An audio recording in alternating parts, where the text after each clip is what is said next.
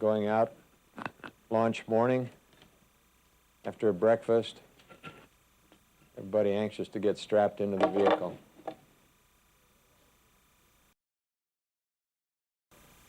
Roughly 7 million pounds of thrust. It was an exciting ride for us. There was a lot of racket, shake, rattle, and roll here. Very rapid turn, or roll maneuver, that is, to head downrange. Things ticked along quite well throughout as we watch Vance, Bruce, the mid-deck. To start on our respective tasks, my first task was getting the port side MMU ready to fly and checking it out and starting into a check flight, followed by some translations up and down the payload bay and some longer range translations. The light on the back of the MMU is a locator light in case we got to flying around in the darkness, so Vance could keep an eye on where we were.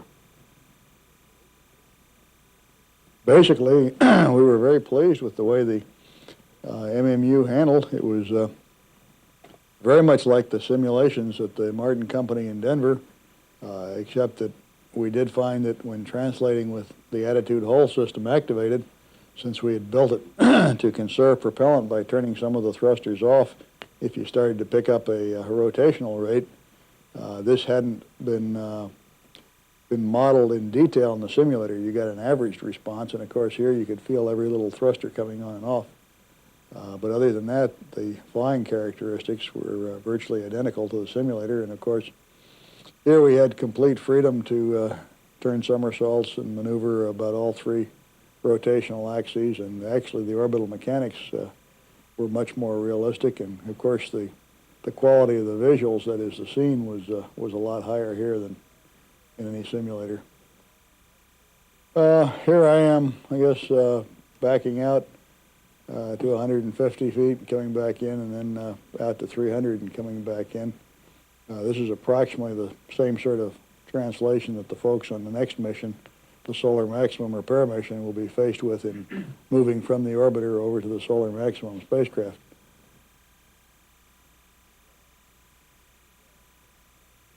It was interesting seeing Bob and Bruce go out to 300 yards.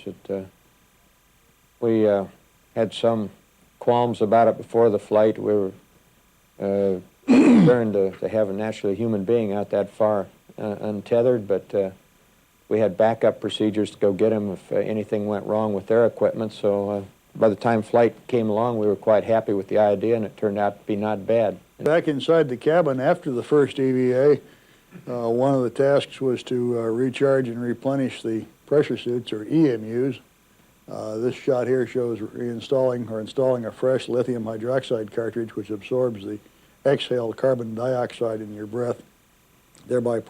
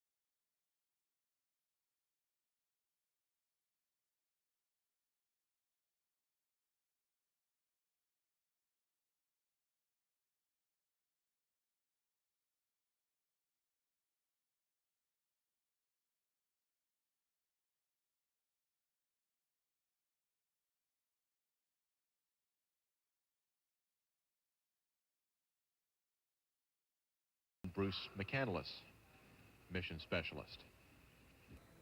The mission emblem on the cake on the breakfast table, which is discovery with the Hubble Space Telescope on a field of planets, stars.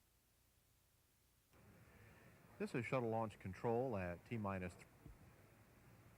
Here is Navy Captain Bruce McCandless.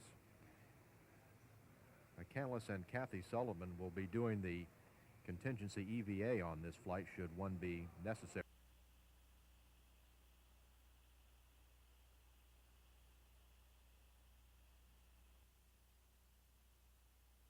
The crew now headed for the elevator that will take them down to the first floor, where they'll board the Astrovan for the 20-minute ride out to Pad B. The commander and the pilot, Commander Shriver and pilot Charlie Bolden, Bruce McCandless, and members of the support team that will be going out. There is the crew headed down the elevator. And momentarily, we'll see them boarding the Astrovan.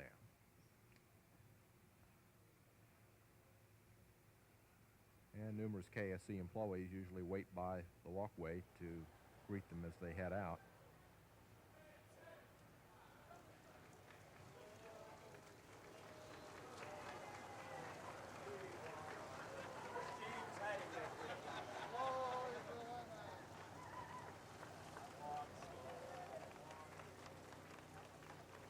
Main engine start.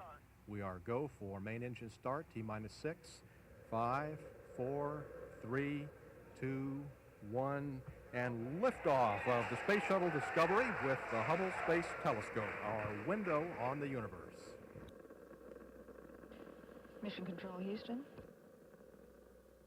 Roll program. Roger, roll, Discovery. The roll maneuver puts the vehicle in the proper launch plane.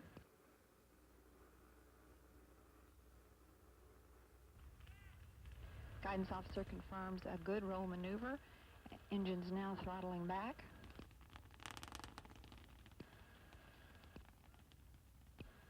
The throttle down maneuver assists in reducing the aerodynamic loads on Discovery as it passes through the area of maximum dynamic pressure.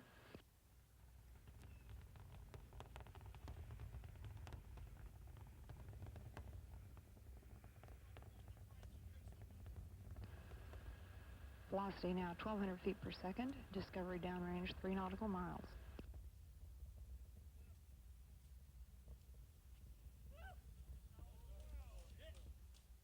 Discovery, go at throttle up. All 3 engines now throttled back up. Go at throttle up. Engines at 104%. The go at throttle up call signifies that all systems are performing well. All 3 auxiliary power units look good. Discovery's velocity now 2,300 feet per second and is downrange 8 nautical miles. Photographic equipment on the flight deck to document the deploy activities. Discovery, Houston. Go ahead, Story. You got a go to release the propellers and a go to transfer Hubble to internal power on time. 3 panels out. Thanks, Lauren.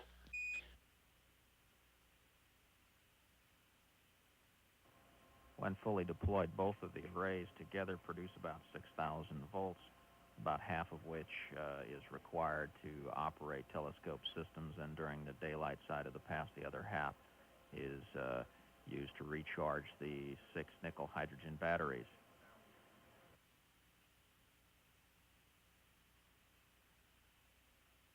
Shift Supervisor Pete Patero just checking with his control team, receiving a report that from the ground, as confirmed by the crew from orbit, the deploy activity so far is going very smoothly.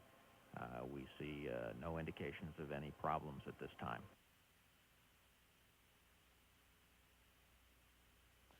Discovery, you can go auto burn. We're setting up for the other array. Okay, we'll go auto burn. It's firm. Copy that, Story. Thank you.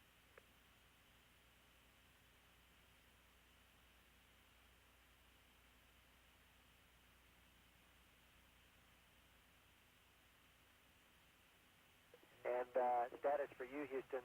Charlie's downstairs in the process of getting Bruce and Kathy buttoned up in the suits. EVA copies, and we're watching the fans come on. Discovery, we'd like free drift for minus SDM deploy.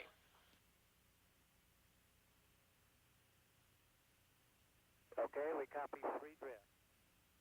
It's firm. Okay, you're in free drift now. Thank you.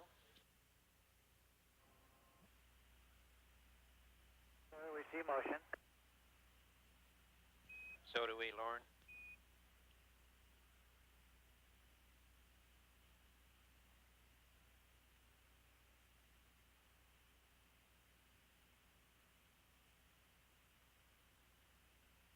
As the blankets begin deploying, the orbital verification team is watching very closely the tension being placed on those wings so far.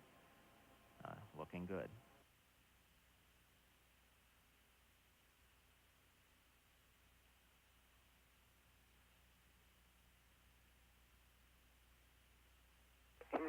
Discovery, go for Hubble release. Okay, we have a go for release, and we're going to be a minute late. Okay, Charlie. Houston, Discovery. Go ahead, Charlie. Okay, Story, we've been taking marks. Residuals and ratios look good, and we'd like to go ahead and go to filter state. We concur, Charlie. Story, I was taking pictures. You want? I may have missed your call. You want to go ahead and do RMS power down so we can get the guys out of the airlock set up for them? But that's at your convenience, Steve. But once we do have the RMS stowed, then we'll back out of EVA. Okay. I'll tell you what. We'll spend just a few more minutes then getting some pictures here. Yes, sir. Do just that. To our training team who worked really so hard with us for actually quite a long time, a couple of years while I've been with the crew anyway. So we really appreciate all the long hours and late hours and all the hard work that they did. And it's really paid off, we believe.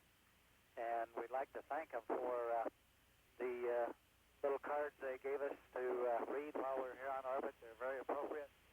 And we'd just like to let them know that all's going well. We're feeling great, and to give Becky our official signal. Okay, I'm sure they're watching. If they don't happen to be right now, I will call them.